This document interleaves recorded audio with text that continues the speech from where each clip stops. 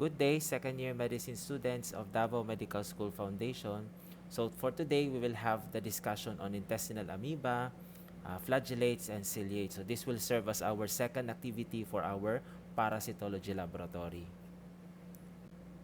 So the amoeba, the flagellates, and ciliates are protozoans, okay? And you have learned so far that protozoans are unicellular organisms, and at the same time they are described to be eukaryotic. So when you say a cell is eukaryotic, you expect that you can find a membrane-bound nucleus, and it is in this nucleus where you can find the DNA of the organism, okay? Aside from that, when you say eukaryotic cells, you must see or appreciate the presence of organelles in the cytoplasm of the organism. I want you to take a look at the cytoplasm of this protozoan. As you can see, it's further divided into ectoplasm and endoplasm. Ectoplasm is named such because it is found on the outer surface of the organism, and it is covering the internal portion of the cytoplasm we refer to as the endoplasm. I want you to take note that the ectoplasm appears clearer than the endoplasm because the endoplasm would appear to be dirty looking or granular, okay? If you will be asked in the exam which among these two layers of the cytoplasm is responsible for the movement, it's very obvious, no? It's the ectoplasm. Which do you think is responsible for the maintenance of the shape of the protozoan? Again, it's still the ectoplasm. Which do you think is responsible for gathering food from the external environment? Again, it's still the ectoplasm. Endoplasm, on the other hand, functions to digest food, okay, store nutrients, and produce waste products. But what will eliminate the waste products to the external environment is then again the function of the ectoplasm. Again, ectoplasm appears cleaner or clearer than the endoplasm. So looking at this amoeba, okay, you can see that the red arrow is pointing to the outer surface of the protozoan or the amoeba. Okay, so you can see that portion is lighter or clearer than the internal portion. So that is most likely the ectoplasm. While the yellow arrow is pointing to the portion of the cytoplasm that appears to be granular or darker in staining. So most likely that is the endoplasm. So in this picture, the yellow arrow is pointing to the ectoplasm, while the red arrow is pointing to the endoplasm. So I hope you can already distinguish or identify these two regions in the cytoplasm of protozoans. So based on what you have learned so far, can you please identify the ectoplasm of these three protozoans? Okay. Can you also identify their endoplasm? Since protozoans are eukaryotic cells, expect to find membrane-bound nucleus in their cytoplasm and expect to find the presence of organelles. As much as I want to list all the organelles present in the cytoplasm of the protozoan, but I think the space allotted for the text will not be enough. Okay? But I want you to particularly take note that there are two stages for the protozoans. We have the trophozoite and the cyst. The cyst is the inactive stage of the organism, okay? It's like the spores that the bacteria are creating in order for them to withstand adverse environment, okay? So if you have the cyst form of the protozoan, they will be covered by a thick cell wall. So the cell wall is only appreciated in the cystic form or cystic stage of protozoan. So you have to take note of that, huh? So basically, the trophozoites and the cysts share the same type of organelles in their cytoplasm, except that in the cyst, you have a covering, and that covering is called cell wall, and it makes the cyst resistant to adverse environment. Aside from the cell wall, there's also another particular organelle, okay, that is present in the cytoplasm of the cystic stage of the protozoans, and we call it as the chromatoidal bodies, okay? Some books would call this one as chromatoidal bars, so it's okay to name them chromatoidal bodies or chromatoidal bars, okay? These are aggregate of RNA in the cytoplasm of the cyst. So the one, the structure pointed by the black arrow is actually the chromatoidal body of the cystic stage of the protozoan, okay? Why am I so sure that a cystic stage? Because majority of the cyst of protozoans appear to be spherical in shape, okay? But anyways, we will have a thorough discussion on the appearance of trophozoite and cyst in the succeeding slides. Again, protozoans have two stages, the trophozoite and the cyst, okay? and they are labeled for you guys in the PPT. So I want you to particularly focus on the cyst. Can you see that it has an external covering that is labeled as CW? Okay, that is now the cell wall of the cystic stage of protozoans. And you cannot find the same structure in an active trophozoite. Before we'll discuss the individual protozoans that we need to cover for today, we might as well start with discussing how do these protozoans multiply. So just like fungi, they can multiply by asexual means and sexual means. In terms of asexual reproduction, these organisms can multiply by binary fission or multiple fission. Multiple fission is also known as schizogony. Okay? In terms of sexual reproduction, they can multiply by conjugation and syngamy. All the pathogenic protozoans to humans multiply by asexual means. Okay? So, the conjugation and syngamy are most of the time encountered in protozoans that we can find from the external environment. And most of these protozoans are not harmful to humans. Okay? But still, we will discuss what's conjugation and syngamy. The most common way of reproduction among protozoans is binary fission. So if a parent protozoan cell will divide into two daughter cells with almost the same size and the same DNA content, then the process is called binary fission. This is very different from mitosis. Okay, in mitosis, the cell has to undergo the interphase first, the prophase, the metaphase, the anaphase, and the telophase. In binary fission, the cell will just simply duplicate its DNA and will eventually split into two daughter cells. By the way, this is the most common way of reproduction, okay, among protozoans. Schizogony or multiple fission, on the other hand, is characterized by what? One parent protozoan cell, okay, will produce more than two daughter cells. As you can see in the picture, you started with one protozoan, and eventually at the end point of the process of the schizogony or multiple fission, you now have how many? 1, 2, 3, 4, 5, 6, 7, 8 new protozoans. Okay, so binary fission would result to the production of two daughter cells. In schizogony or multiple fission, the number of daughter cells would go beyond 2. A good example of a protozoan that multiplies through multiple fission or schizogony is the causative agent of malaria, and we refer to them as the Plasmodium species. Okay? You know very well that we acquire malaria through the bite of a female Anopheles mosquito. And this mosquito will actually introduce through their saliva the sporozoite stage of the parasitic organism. Okay, what do you notice on the blue arrow? You can see that there are 3 sporozoites, okay, that are about to infect the hepatocytes of the human host. Okay, and I want you to follow the blue arrow. At the end of the reproduction, you can see that the liver cell will rupture, releasing now more than 3 sporozoites. Okay, so just try to imagine, if this is binary fission, the 3 sporozoites should have only produced 6 new parasites. But in the case in the PowerPoint slide, you can clearly see that the newly formed parasites would go beyond 6. So therefore, this is a process called schizogony. Okay, and the individual parasites in malaria are called merozoites. And do you know what will happen? These merozoites from the liver will infect now red blood cells. And what do you notice? Just follow the arrow. Eventually, the merozoite will also multiply inside the cytoplasm of the red cell. And one merozoite can produce as much as more than 10, okay, new merozoites. So that is again another example of a schizogony or multiple fission. Protozoans can also multiply by sexual means. Okay, and one of the examples of their sexual reproduction is syngamy. What do you notice in the picture? There are 2 protozoans there that will eventually fuse together, okay, and their nuclear contents will also fuse as well. Okay, so that's what we call a syngamy. The second type of sexual reproduction among protozoans is called conjugation. And for you to understand what is conjugation, I want you to take a look at the blue arrow. As you can see, you have there 2 protozoans with some portion of their cell membrane fusing together. Okay? Unlike in syngamy, these 2 protozoans will not fuse into a single cell, and they will not also have their nuclei fused together. Okay? Instead, these 2 protozoans will just exchange genetic materials, and eventually they will detach from each other, and that is what we call conjugation.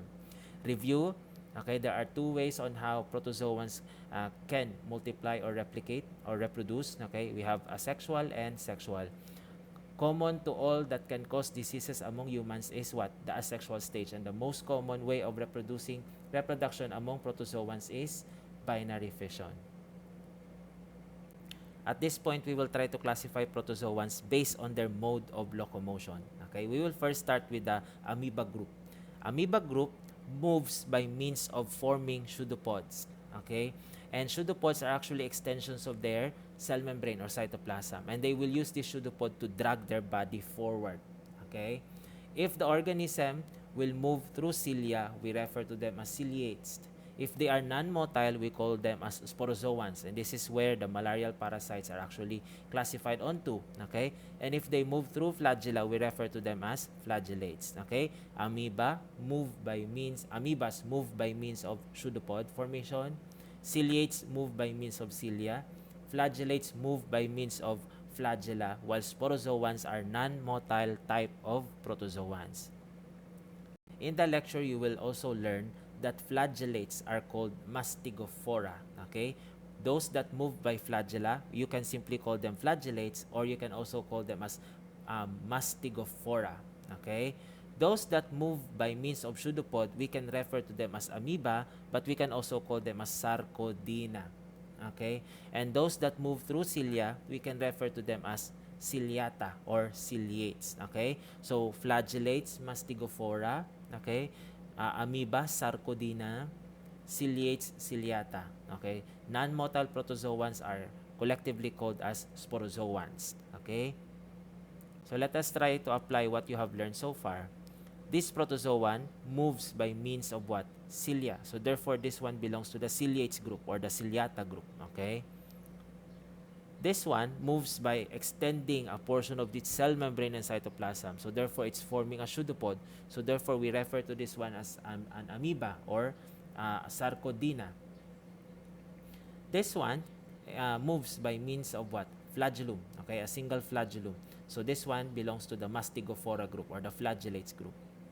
And the last one are the non-motile protozoans. So, we call them as the sporozoans.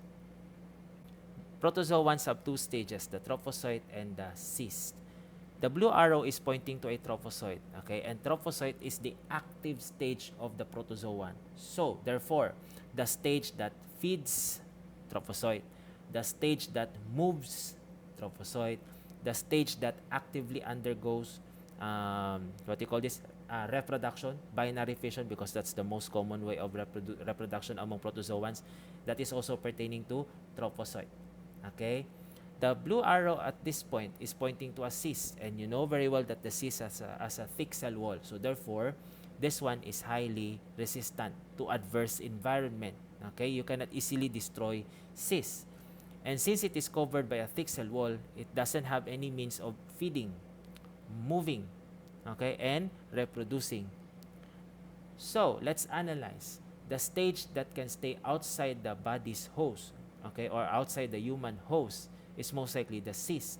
Okay, the stage that will disintegrate easily once they are passed out from the human body is the trophozoite.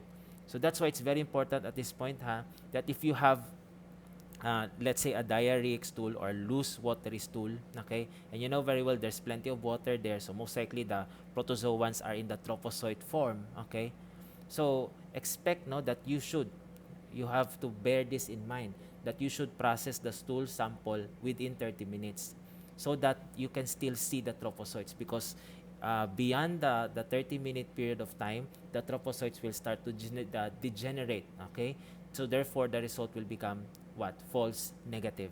Okay, so highly resistant cysts can stay outside the human host for, let's say, a certain period of time. The cyst, the one that will disintegrate easily, the trophozoite. Okay, yeah, that's it. Ito pa pala. There's one thing I also want you to analyze. Which among these two do you think will serve as the infective stage? Okay, di ba? How do we define infective stage? It's the stage that we harbor from the environment. Okay, and then if we harbor that certain stage, the parasite now will be able to establish infection in the body. Remember, trophozoites can only stay up to 30 minutes outside the human host. So therefore, you cannot consider them as the infective stage. What can stay longer outside the body host waiting for another susceptible human host is the cyst. So the cyst is most of the time the infective stage. Okay? Loose watery, there's water, so most likely the protozoan is in the trophozoite form. Hard form stools, okay? There's no enough water for the parasite to thrive, okay? So most likely it will form the cyst. At this point, I will teach you how to identify the trophozoite and cyst under the microscope, okay? The stage that you can see on the left side of the screen is a trophozoite, and the stage that you can see on the right side is the cyst. Let us first start with the trophozoite. Trophozoites are irregular in shape, but it's not applicable to all trophozoites because sometimes they can appear as spherical just like the cyst. So what are the other things that you need to check? In majority of the protozoans, majority, I'm not saying all, in majority of protozoans, the trophozoites are usually uninucleated. So if there's only one nucleus, then most likely it will suggest that the stage you're looking at is a trophozoite. Okay? So, number one, irregular in shape, which is not that reliable at all times. Number two, uninucleated in majority of them, but there are few exceptions. Okay, I will discuss one parasite with more than one nucleus in their trophozoite stage. Okay, but for now it's enough that you memorize that trophozoites are most of the time uninucleated. Okay. The third clue that you're looking at a trophozoite is the presence of the locomotory apparatus. In the case of the trophozoite in the picture, you can see that extension of the cytoplasm on its posterior side. That is actually the pseudopod. So therefore, this is an amoeba. It belongs to the Sarcodina family. Let's try to take a look at the cyst form of this parasite. As you can see, the cyst is perfectly round, okay, spherical in shape. Then, I want you to take note. The nucleus, the nuclei of the cystic stage can go beyond 1. Okay? Some can even have as much as 16 nuclei. So if you can see more than 1 nucleus, okay, then that will give you an idea, I'm already looking at the cystic stage. Then, next, so aside from the number of the nuclei, you look at the shape. Number 3, can you still remember I told you in the first part of the PPT, there's one structure that usually appears in the cystic stage, which is not present in the trophozoite stage, and we call it as the chromatoidal body. Okay? So, in the host environment, they exist as trophozoite stage. They are the ones feeding, eating, moving, and causing tissue damage to the host. Okay? The only problem with trophozoites, they easily degenerate outside the body of the human host. Okay? And then, outside the human host, what will exist is the cyst, the inactive one, the non-motile, the non-feeding, the non-reproducing, okay? But highly resistant. Trophozoites are found most of the time in loose watery stool, okay? While cystic stage are the ones that you can see in hard form stool. So it's very important for medical technologists to take note that even if the stool sample that was submitted to the lab is hard and formed, okay, you cannot always what you call this, jump to the conclusion that the patient is not suffering from any infection at all.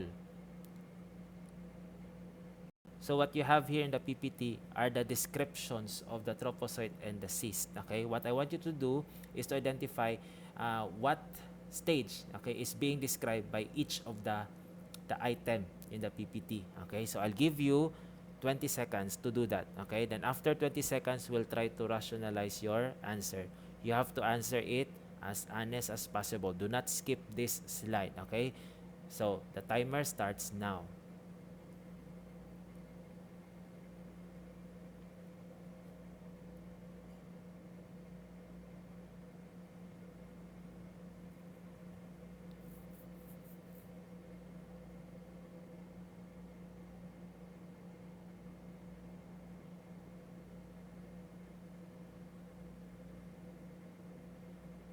So the items that describe trophozoites are the following.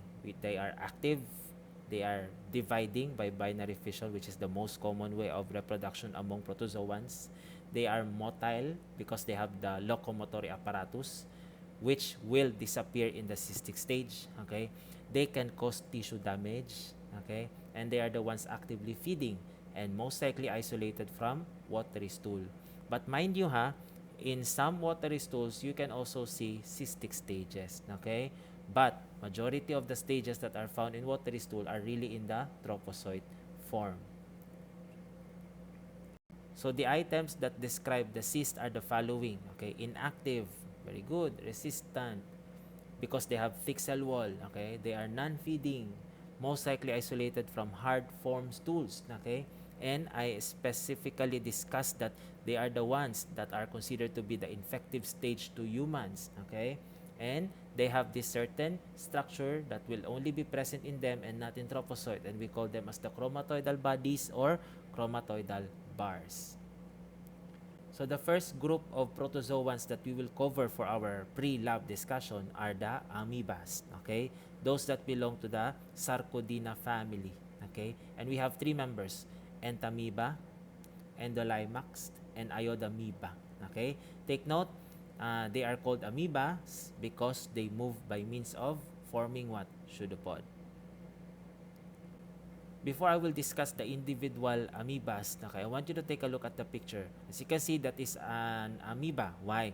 Because it has that pseudopod formation. Okay? Amoebas move by forming pseudopods. I want you to focus on the nucleus of the trophozoite. Okay? I am sure that this is a trophozoite. Why? Irregular in shape, it has the pseudopod, and it is uninucleated. Okay? Look at the nucleus of the trophozoite. You have there a central caryosome. I can simply refer to it as caryosome. Please memorize the structures that you can find in the nucleus of amoebas, because this will be very helpful in identifying them in the laboratory. Okay? So the central portion that you see in the nucleus, that is the caryosome. Can you see that the nuclear membrane has dark staining areas there covering the nuclear membrane? Okay, that is what we call the peripheral chromatin. Okay, in some books they are referred to as peripheral nuclear chromatin, but for our pre-lab it's okay to call them peripheral chromatin. So at this point, I want you to imagine that you will totally remove the body, the cytoplasm, the cell membrane of the trophozoite that you have seen on the previous PPT, and imagine its nucleus. Okay? So we will try to identify the different amoebas based on their appearance, based on the appearance of their nuclei. Okay? So the first two species that I will introduce to you guys are Entomybahistolitika and Entomybah. I want you to take a look at the picture. The picture is showing you the nuclei. Nuclei, ha? Nuclei. This is not, the picture is not showing you a cyst. That's the nuclei of Entomybahistolitika and Entomybah. Okay. Let's focus first on number one. Okay. If the caryosome, I hope you can already identify which is the caryosome in the picture. If the caryosome is found at the center, okay, and you have evenly distributed peripheral chromatin. Okay, as you can see, the peripheral chromatin there are almost of the same sizes. Okay, then that will tell you that the organism you're looking at is Entomybahistolitika. Mind you, okay, according to the book that I used in the preparation of this PPT, the peripheral chromatin need not to be evenly distributed at all times. Okay, so the best thing that you should look at, okay, in identifying Entomybahistolitika is the location of the caryosome. Okay, let's try to take a look at number 2. Okay, that's the nucleus of Entomybah. Okay, that's another amoeba species. What do you notice? It has a caryosome that is not positioned in the center. It is eccentrically located. Now, see, Entomybahistolitika, central caryosome. Entomybah eccentrically located caryosome. And look at the peripheral chromatin. They are irregular in size. They are unevenly distributed. Okay, so that's your clue when you want to identify whether the trophozoite or the cyst you're looking at is Entomybahistolitika or Entomybah. We will now move to the next two types of what you call this, amoebas. Okay, so the next two amoeba we will be discussing are the Endolimax and the Iodamoeba Buchlei. Okay, in UK it's pronounced as Buchlei. In US it's pronounced as Buchlei. Okay, anyways, as long as you know the correct spelling, then we will not have a problem on that one. I want you to take a look at the nuclei of Endolimax and Iodamoeba. What do you notice? They don't have peripheral chromatin. So the absence of peripheral chromatin will automatically rule out from your options Entomybahistolitika and Entomoeba coli. Okay, so what makes this number 3 and number 4 different from each other? Number 3 is Endolimax. Okay, so what do you notice? It has a large caryosome, large irregular caryosome with the absence of peripheral chromatin. Number 4, on the other hand, that's your Iodamoeba nucleus. Okay, what do you notice? It also has a large caryosome, but it is particularly surrounded with periendosomal granules. And just like in Endolimax, it doesn't have peripheral chromatin. So let's have a review. Number 1, central caryosome with evenly distributed peripheral chromatin, Entomybahistolitika. Number 2, eccentrically located caryosome with uneven peripheral chromatin, Entomoeba coli. Number 3 and number 4 both do not have peripheral chromatin, but in number 3 you only have a large caryosome, then most likely that's Endolimax nana. While in number 4, the caryosome is surrounded with periendosomal granules, then most likely that will tell you it's the Iodamoeba. So we will try to identify this parasite by giving its genus name, species name, and stage. Okay? So let us try to identify first the stage of this parasite. Okay? Looking at it, it's irregular in shape. Okay? It has blunt pseudopod. Okay? And then you have there one or single nucleus. So that will give you an idea that this is most likely a trophozoite. Okay? And then, just like what I've told you, if you're looking at an amoeba, you specifically look at its nucleus. Okay? What do you notice? There is no peripheral chromatin. The dark line that you see in there is just the outline of the nuclear membrane or nuclear envelope. But you do not see structures representing the peripheral chromatin. Okay?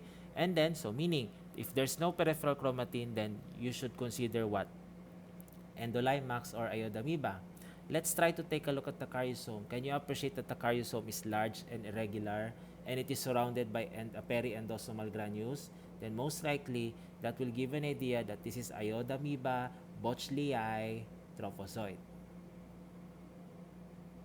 So just like what we did on the previous slide, we will identify this parasite by providing its genus name, species name, and stage. So I want you to take a look at the blue arrow. Okay, the blue arrow is pointing to you an organism that is round in shape, but then again, you only see single nucleus, right?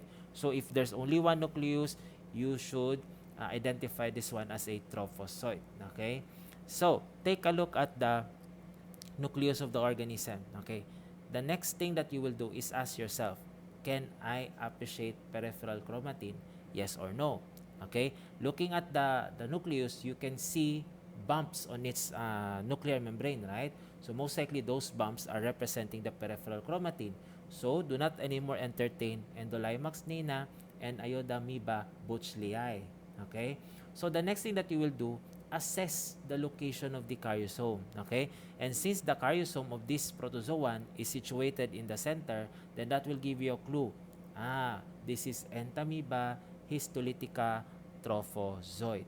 Okay? Again, I did not base my identification of the parasite based on its shape because the shape will tell me it's a cyst, but I can only see one nucleus.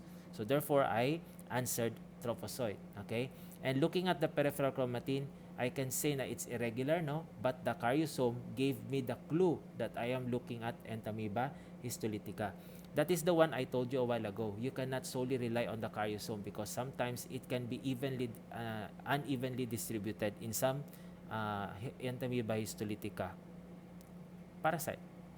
Okay, we'll move to the next slide. We'll first start with the parasite on the left side of the screen. Okay, so as you can see, it's irregular in shape and it is uninucleated. So most likely, this is what stage? Trophozoite. Okay, and then I want you to take a look at the nucleus. Can you appreciate peripheral chromatin? No, right? So most likely, you have to entertain what? Endolimax nana and Iodamoeba bochlei. Okay, look at the caryosome. It's large. Okay, and you do not see any periendosomal granules surrounding it. So most likely, this one is what? Endolimax nana trophozoite. Let's go with the parasite on the right side of the screen. Okay, as you can see, it's irregular in shape. Okay, and then it has a single nucleus. So we will identify this one as a trophozoite, right? So it's now time to identify the genus and the species name. Okay, let's try to take a look at its nucleus. Can you appreciate peripheral chromatin? They are very obvious in the picture, right? So do not anymore entertain Endolimax nana and Iodamoeba bochlei, okay, as two of your answers. Okay, so unevenly distributed peripheral chromatin with a caryosome that is eccentrically located. So that will give you a clue that this is Entamoeba coli trophozoite. Okay, don't worry, we will have other examples later on. Okay, so this the first four pictures that I have presented to you guys will only help you apply the characteristics of the nuclei of the parasites and how would you use those characteristics to identify them. Okay, so the first parasite we will discuss is Entomybahistolitika. From the name of the parasite, you can clearly see na histolitika. It can lyse tissues. So that's why among all the members of Entamoeba, this is the one that is considered to be pathogenic because this is the only tissue invasive type of Entamoeba species. Okay, I want you to bear that in mind. So how do you think they can invade tissues? Because Entomybahistolitika can produce the following enzymes. Okay, the amoeba pore, okay, the beta amylase, the lipase, and the cysteine proteases. These enzymes, okay, are usually used by the parasite to digest bacteria and food materials. But when they are present in our intestine, okay, these enzymes will also target the lining epithelium of the intestine, causing now tissue damage. The problem is, if we have this Entomybahistolitika in our GI tract, the presence of these parasites will, recruit white blood cells to the area, right? But this Entomybahistolitika can also use the same enzymes to destroy the white blood cells. And the white blood cells will burst. And the white blood cells now will be releasing the enzymes in their granules. And what will happen? The enzymes that have leaked out from the white blood cells will also contribute to the tissue damage. So this time, the immune system is creating an indirect effect as well. Okay, I know you have already studied what you mean by indirect effect. So, I will now teach you how to identify the Entomybahistolitika under the microscope. So, we will first start with the trophozoite. But before we'll discuss the characteristic of the trophozoite, I hope at this point you have already mastered that a trophozoite is irregular in shape. It has a single nucleus, and if it is Entomybahistolitika, the caryosome is positioned at the center, okay, and the peripheral chromatin is evenly distributed. Okay, so since we will be discussing a trophozoite, expect that there's only one nucleus present. Expect that the caryosome is at the center, okay, and expect the peripheral chromatin is evenly distributed. But in some, it's unevenly distributed. I have already mentioned that a while ago, right? Okay. And since this is a trophozoite, you should expect to find the locomotory apparatus. So I want you to appreciate that this organism has a pseudopod, and this pseudopod is so active that it can cause the organism to move in a rapid unidirectional movement. So once the pseudopod is formed, it will drag the body of the Entomybahistolitika forward. Okay? And let's take a look at the third bullet. Single nucleus, because it is a trophozoite. Central caryosome, you have already memorized this one, right? Evenly distributed peripheral chromatin. Okay? Take note that the cytoplasm of Entomybahistolitika, okay, especially if it is actively causing tissue destruction, could have ingested red blood cells, and they are the ones that you see in the picture. By the way, the red arrow is pointing to the nucleus. Okay, I know you have already understood that one. Okay, then this is the ingested RBC. Okay, I hope you will remember that, Okay, so we will move to the next slide. So this is Entomybahistolitika trophozoite. This is its pseudopod. Okay, and then as you can see, this is its nucleus. What do you notice? You have there the presence of peripheral chromatin with a centrally located caryosome. Okay, and then the distinguishing feature, the diagnostic feature of Entomybahistolitika is the presence of RBC in the cytoplasm. So, if you will encounter a trophozoite and it's hard for you to look for its nucleus, but you see the presence of an RBC in the cytoplasm, that will already give you an idea. You're no longer looking at any Entamoeba species. You're particularly looking at Entomybahistolitika. So if you will be asked in the exam, the diagnostic marker or feature of Entomybahistolitika trophozoite is A. Okay, I'll give you choices. A. Centrally located caryosome. This one is not correct. Why? Because it's also true with the Entomybahistolitika cyst. Because I'm asking you about a certain specific or diagnostic characteristic or feature of Entomybahistolitika trophozoite. Central caryosome is also present in the cyst. Peripheral chromatin that is evenly distributed, that's option B, that is also present in the cyst. Okay? So the best thing that you should look into or base your identification is the presence of the RBC. Okay, what can you remember again? The pseudopod will make the organism move in a rapid unidirectional movement, right? So let's try to take a look at a sample clip or video of an Entomybahistolitika that is forming a pseudopod, and it's actually being dragged by its pseudopod forward.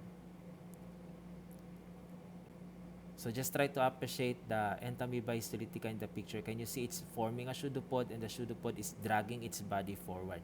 Okay? Again, this is Entomybahistolitika trophozoite. Why? Uninucleated. I can see the pseudopod in there. And why do you think I answered Entomybahistolitika trophozoite?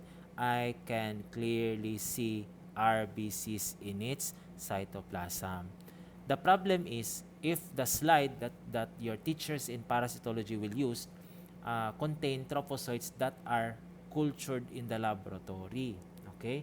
So most likely, they will not have RBCs in their cytoplasm. So if the trophozoite, if the Entomybahistolitika is not taken directly from a clinical specimen, then you rely on the nucleus for its identification. Okay, look at the nucleus, centrally located caryosome. Then you have there the presence of peripheral chromatin. This one is also Entomybahistolitika trophozoite. Okay, can you please explain to me? Okay, you have to take a screenshot of this one and explain to me why this one is Entomybahistolitika trophozoite. Okay. So these are just sample photos of the Entomybahistolitika trophozoite. So might as well view them one by one and determine whether they have centrally located caryosome, the presence of peripheral chromatin, whether they are uninucleated, because if they are not, then you will not classify it as what? A trophozoite, okay? Then if they do have ingested RBC as well, okay? So just go through the pictures, then practice the identification of this parasite. We will now go with the Entomybahistolitika cyst stage, okay? I hope at this point you can remember that the cystic stage is spherical in shape. They have thick cell walls. They are inactive.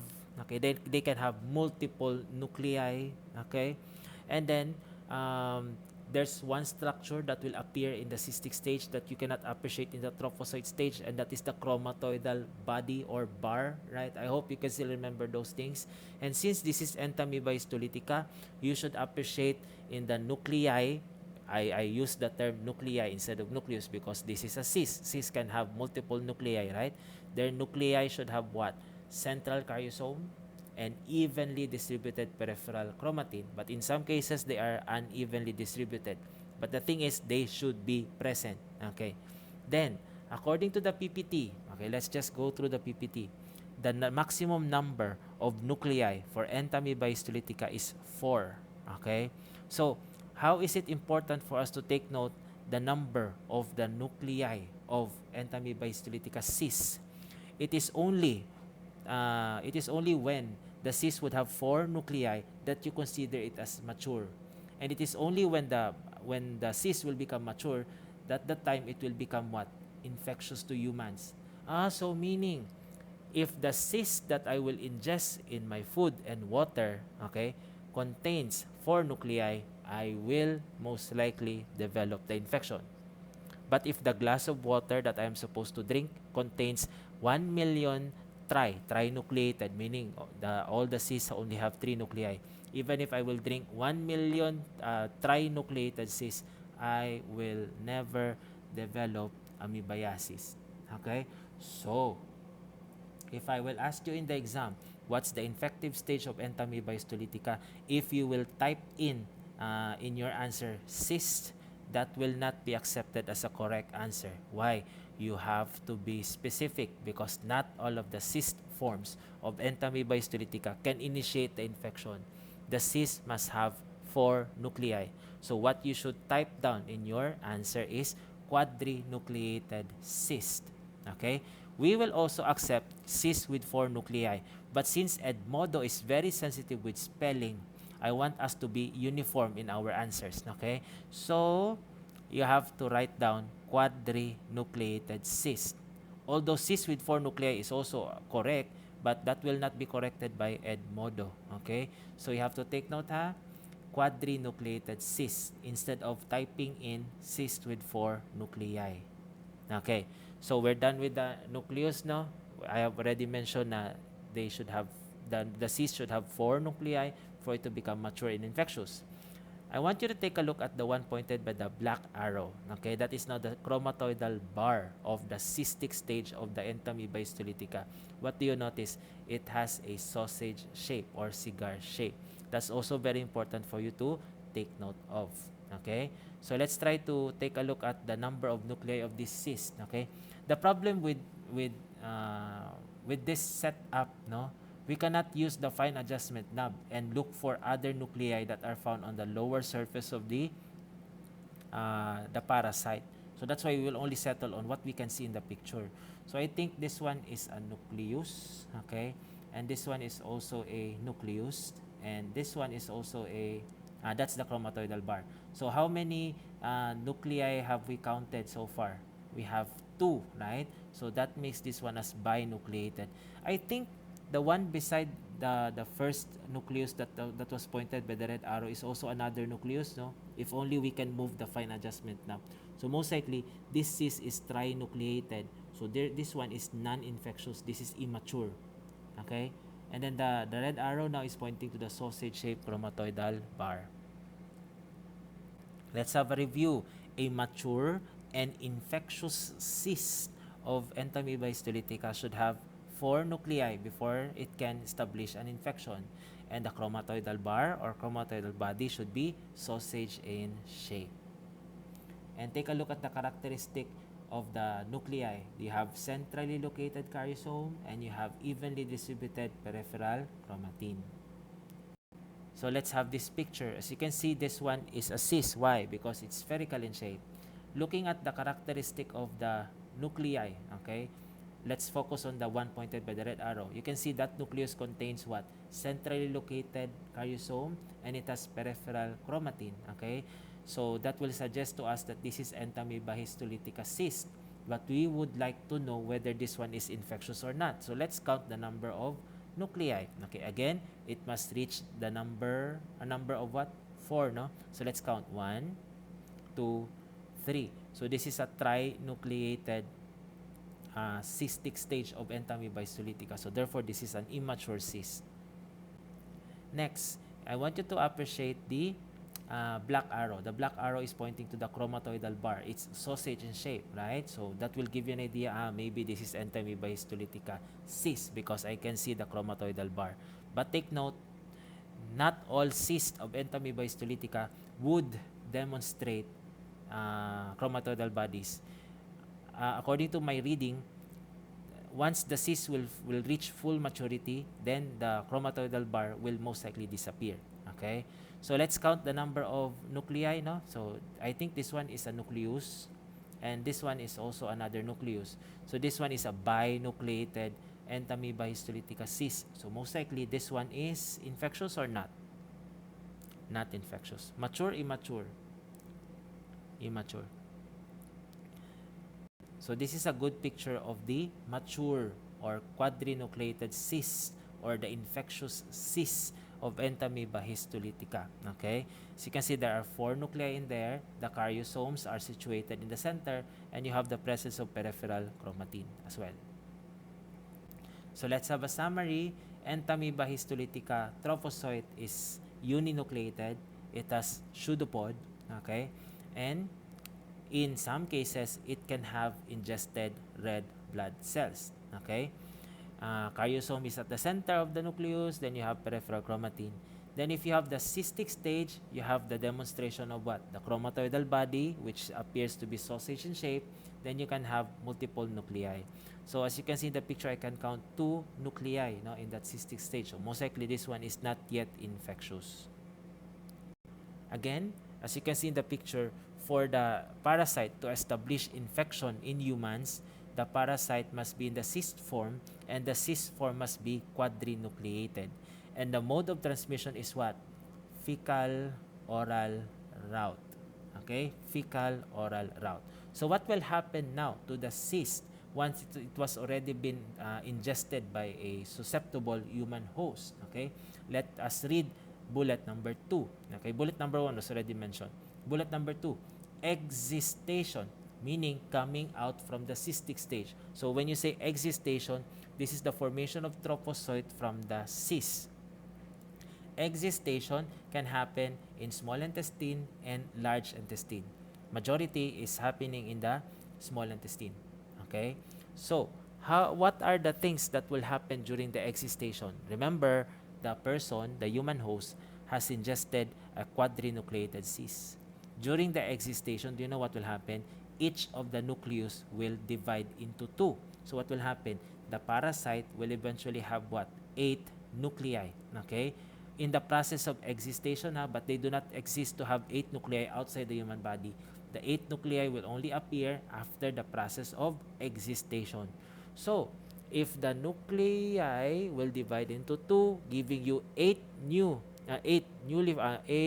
total of 8 nuclei, and 1 nucleus will become 1 organism.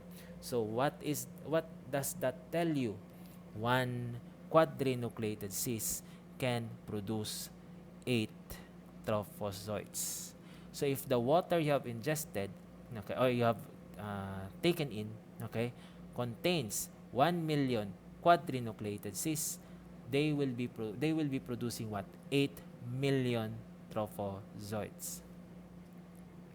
So try to take a look at this picture. You have there on the 6 o'clock position of the picture, okay? You have their binucleated cyst eventually maturing to form the quadrinucleated cyst, okay? If this cyst will be ingested by humans, okay, what happens inside is the nuclei will divide into 2, giving you 8 nuclei, okay? And this 8 nuclei will become, 12 o'clock position, will become 8 individual trophozoites, okay?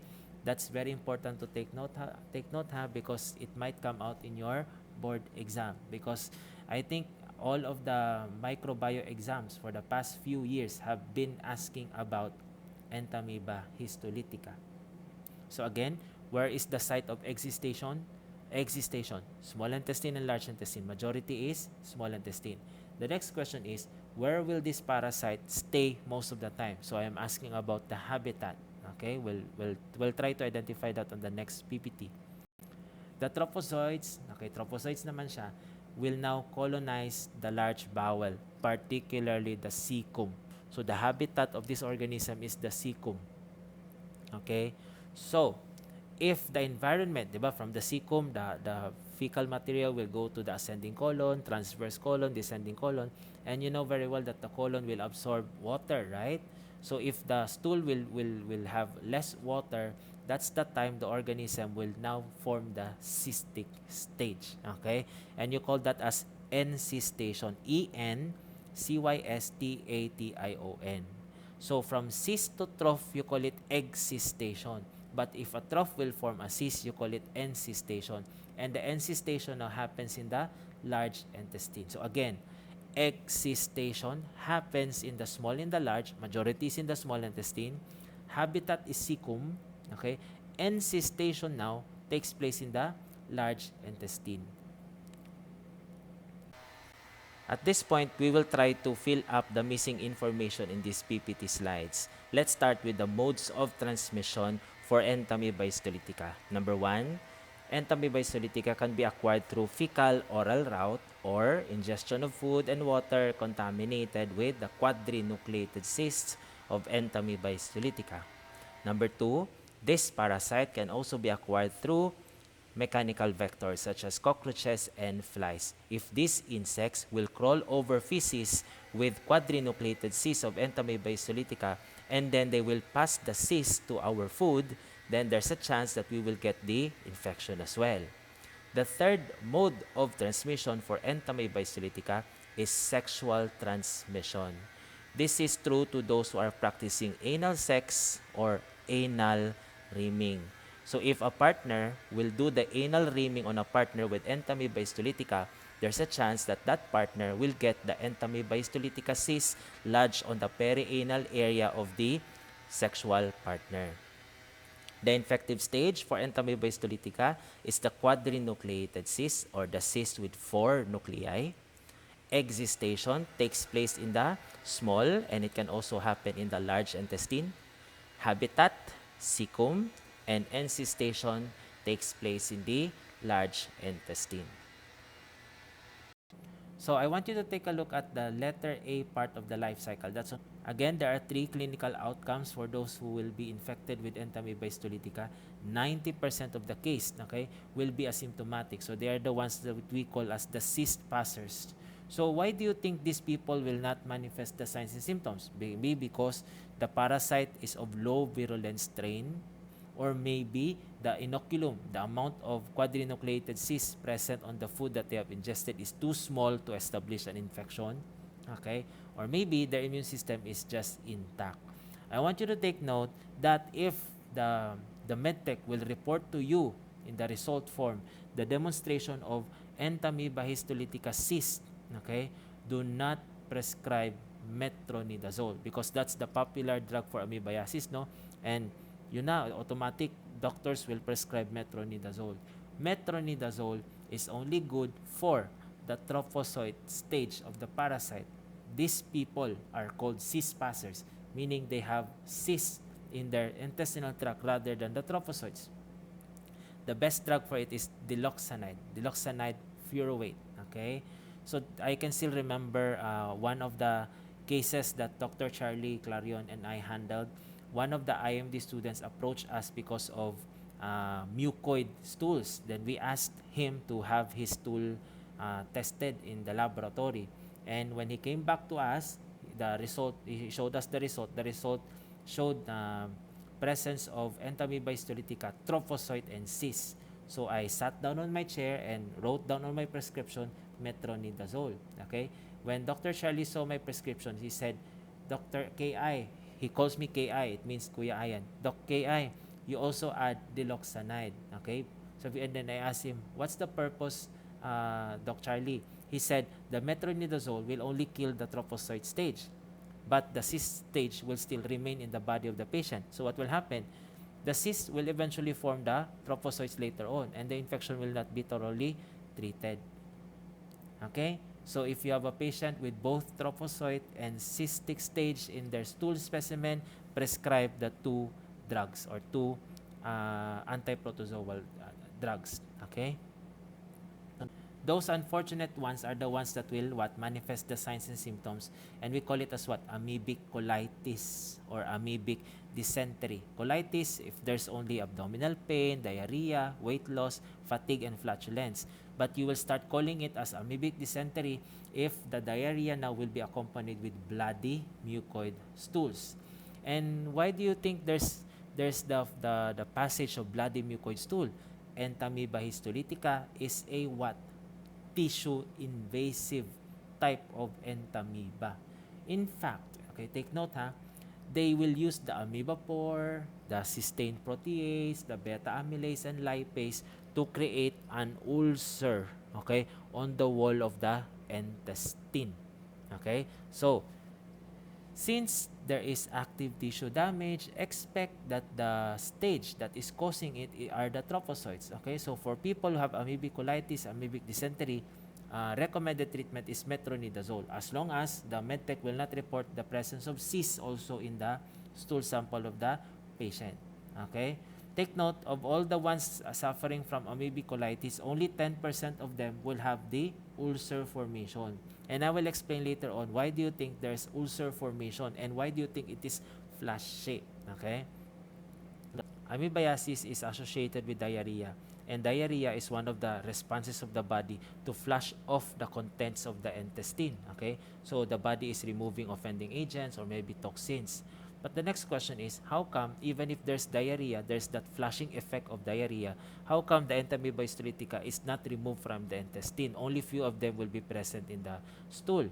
It's because Entomybahistolitika has this receptor we call the lectin, and it uses this lectin to bind itself into the galactose or N-acetylgalactosamine sugars present on the surface of the epithelial cells. So that's why they are not easily removed from the intestinal lumen. Okay? And the second and third bullets, I have already explained them a while ago, no? That the Entomybahistolitika will use amoebapore, beta-amylase, lipase, and cysteine proteases to destroy tissues. Okay? And you know very well that it can also kill recruited white blood cells, allowing the enzymes that will leak out from these white blood cells to contribute to the tissue damage. Stutter lagi ko. So this picture showing you Entomybahistolitika, I want you to appreciate that this protozoan will use its lectin to attach itself to the galactose or N-acetylgalactosamine sugars present on the surface of the epithelial cells of the intestine. I want you to take note of the list of the enzymes, okay, that will be used by Entomybahistolitika to invade tissues. And take a look at this part of the PPT. The same enzymes, okay, will be used by Entomybahistolitika to kill the cells of the intestine. With those enzymes available in the organism, it can really create ulcers in the wall of the intestine where they are located, particularly in the cecum. Okay, so let us first have a review of the histology of the large intestine. So you can see this is the mucosa, and then this is the submucosa where you can find a lot of blood vessels. Okay, I hope you can still remember that from histology. And this is your muscularis externa. So let's say the Entomybahistolitika started to form ulcer on this area. So they will be digging in, okay, almost in a straight pattern until such time that they will go down even up to the submucosa. Okay, but what will happen is as soon as they will reach the muscularis externa, their enzymes may not be enough to digest the muscularis externa. So what will happen? Instead of continuously digging downwards, okay, the Entomybahistolitika now will start digging towards the lateral side or sideways. So that's why the ulcer is said to have a flash shape. Why? Because it has a narrow neck and a wide base. But what I want you to take note, in people that are severely infected with Entomybahistolitika, the number of the protozoans will be enough, okay, to even digest the muscularis externa, allowing now fecal materials to seed into the peritoneal cavity. Okay, so for now, it's enough that you know that this Entomybahistolitika can cause flash-shaped ulcerations in the wall of the affected intestine. So I have a question. If, let's say, we will do a biopsy of this ulcer, okay, what stage of the parasite will you be able to see under the microscope? Is it the cyst or the trophozoite? Again, this is active tissue damage. So expect to find what? Trophozoites. So, the Entomybahistolitika is currently in the submucosa, and submucosa is rich in blood vessels, right? So what do you think will be one of the consequences? Let's proceed to the next slide. As I have stated a while ago, Entomybahistolitika can dig its way into the submucosa, and you have a lot or abundant blood vessels in the submucosa, right? So there's a chance that the Entomybahistolitika that is present in the intestine of the affected individual can gain entrance into the venous drainage, okay, of the affected intestine. And what will happen? The venous drainage of that affected intestine will transport the Entomybahistolitika from the intestine towards the portal vein, then into the liver. Okay, so that's the reason behind why the most commonly affected extraintestinal organ in amoebiasis is the liver. But you really have to be specific. You have to say right lobe of the liver. I'm so sorry. So, I think in the board exam, in the batch after ours, okay, one of the questions that came out in their microbio board exam was what's the reason behind, okay, why the right lobe of the liver is the most commonly affected organ in amoebiasis, extraintestinal organ in amoebiasis. The answer is the blood flow, because as you can see in the picture, the blood that will be coming from the cecum or the large intestine will most likely flow on the right side of the portal vein. So thereby, the Entomybahistolitika trophozoites will most likely lodge into the right lobe of the liver. So again, the Entomybahistolitika will create ulcers in the wall of the intestine. Then they will have an entrance to the blood supply of the intestine, and the blood supply will carry them to the liver, causing now liver abscess, particularly on the right lobe of the liver. So the most commonly affected extraintestinal organ in the case of amoebiasis is the right lobe of the liver, and we call it as hepatic amoebic abscess because there's abscess formation and the main cause is an amoeba. And it is usually accompanied with what? Right upper abdominal pain, okay? Right upper quadrant abdominal pain, because that is where you can find the liver, okay? So it's very important to take note that the most commonly affected extraintestinal organ in amoebiasis is the right lobe of the liver, and the main reason behind it is the laminar blood flow in the portal vein. This slide is showing us the characteristic abscess that we can drain out from the right lobe of the liver if there is the extension of the infection by Entomybahistolitika. Appreciate the anchovy sauce-like appearance of the abscess. If you sample this abscess and place the sample on top of the slide and view it under the microscope, you must be able to see the trophozoite stage of the Entomybahistolitika, because it is the trophozoite stage that can induce damages to tissues. Cutaneous amoebiasis involving the penis and other organs in the genital or perianal area can also happen, especially to those people who are doing unprotected sex. So, this penis was inserted in the anal canal of someone with Entomybahistolitika, and the trophozoites caused damage into the glans penis. This is also another picture of cutaneous amoebiasis. One of the laboratory tests that we can perform in the diagnosis of Entomybahistolitika infection is stool analysis. Please take note that if the stool received in the laboratory is watery, it should be processed immediately or within 30 minutes. That is for the purpose of not allowing the trophozoites to undergo degeneration. Hard form stools will most likely demonstrate the cystic stage of the organism, but expect to find cysts as well in watery stools. Aside from the organism, you can also appreciate the presence of blood in the stool sample. Why? Because there is what? Ulcer formation in amoebiasis. And you can also see the presence of charcot-laden crystals, which are highly suggestive of parasitism. This is a sample picture of charcot-laden crystals. They are formed from the cytoplasmic proteins of our white blood cell eosinophil. Eosinophils, they granulate and release the contents of their cytoplasm in diseases such as asthma and parasitism. These are the other procedures that can be performed in the diagnosis of infection caused by Entomybahistolitika. We can insert a flexible tube with a camera at the tip into the anus of the patient and examine the lumen of the intestine. We can perform colonoscopy, sigmoidoscopy, and proctoscopy. If you want to examine the entire length of the large intestine, then you go for colonoscopy. If you want to study or view the lumen of the rectum and the sigmoid colon, then you can go for sigmoidoscopy. If you want to view the lumen of the rectum and the anal canal, then you can go for proctoscopy. Among the three procedures, the best is colonoscopy because you can examine the cecum using this procedure. Please take note that the cecum is the habitat for Entomybahistolitika. So while performing this procedure, we can actually detect ulcers in the lumen, and we can also make scrapings of the ulcerated sites to sample for the presence of trophozoites. To diagnose a case of amoebic liver abscess or the involvement of the liver in extraintestinal amoebiasis, we can perform ultrasound or CT scan. If we want to culture Entomybahistolitika in the laboratory to study its isoenzymes to compare it with other Entamoeba species, then we can culture Entomybahistolitika in diamond medium.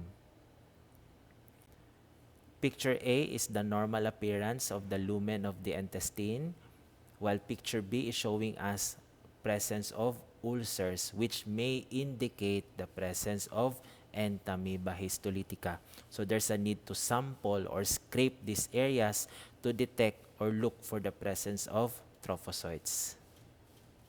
The next organism we will discuss is Entamoeba dispar. Take note, this is a harmless commensal. So meaning even if it is present in our intestines, we will not manifest any signs and symptoms. That's according to our book. But according to some of the researches that I have read in the internet, the doctors there, the ones who performed the researches, said that some cases of gastrointestinal discomfort are brought about by the Entamoeba dispar. But still, until today, we still consider Entamoeba dispar as non-pathogenic. It's just a harmless commensal. Anyways, the only thing that you need to memorize to this topic, all Entamoeba species are basically harmless, okay, except for Entomybahistolitika. Okay, the problem with Entamoeba dispar, aside from it's normally present in the intestine, it can be normally present in the intestine. It has the same morphology as Entomybahistolitika. So the presence of Entamoeba dispar in the stool might be mistaken as amoebiasis, where in fact the patient really has no Entomybahistolitika in his or her intestine. So let's say, for example, the patient has Entamoeba dispar in the intestine, then the patient is also lactose intolerant. So the patient will have episodes of diarrhea. If the stool sample will be tested, the presence of Entamoeba dispar trophozoite might be mistaken as what? A case of amoebiasis, and the patient will be given what? Metronidazole, even if the amoeba that was seen under the microscope is in fact Entamoeba dispar.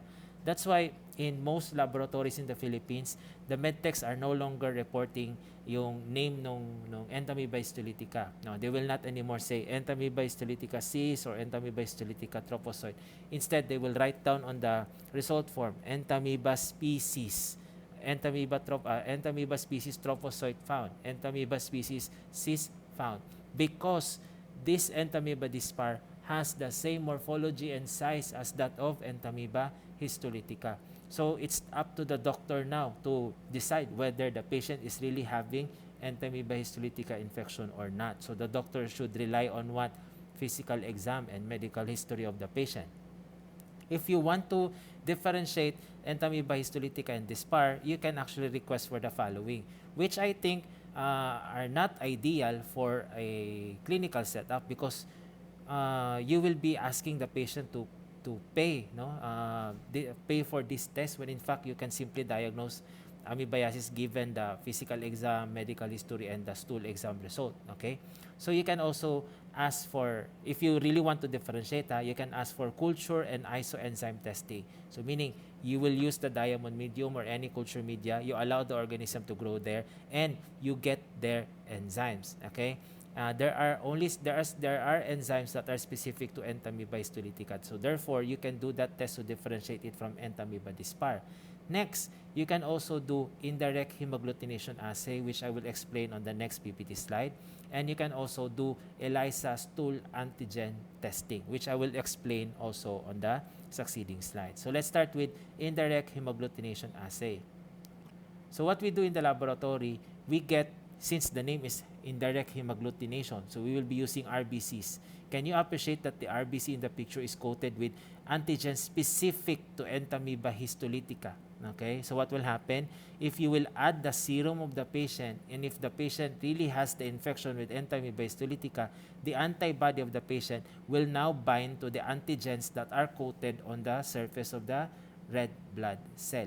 And if the red blood cells will agglutinate, it means that there are antibodies binding to the specific antigens on the surface of the red blood cells. So that will now confirm that the patient is really having Entomybahistolitika infection rather than just having Entamoeba dispar as commensal. So this is the ELISA stool antigen test kits. Okay, as you can see, it has a sample well where you can place the suspension of the stool sample of the patient, okay, and allow the antigens of the Entomybahistolitika to diffuse through the kit. Okay, so if there's only one line in the control, then that will suggest a negative result. If there are two lines, both on the control and test area or test zones, then that will suggest that there is the presence of the antigen of Entomybahistolitika in the stool sample of the patient. So using this test, you can now differentiate or identify that the Entamoeba species that the medtech found in the stool sample of the patient is really Entomybahistolitika. The next species of Entamoeba that we will discuss is Entamoeba hartmanni. Just like Entamoeba dispar, this one is also a commensal. So meaning it can be normally present in the intestine without causing any signs and symptoms. This one also looks like that of Entomybahistolitika and Entamoeba dispar. So it's also difficult to differentiate it from them.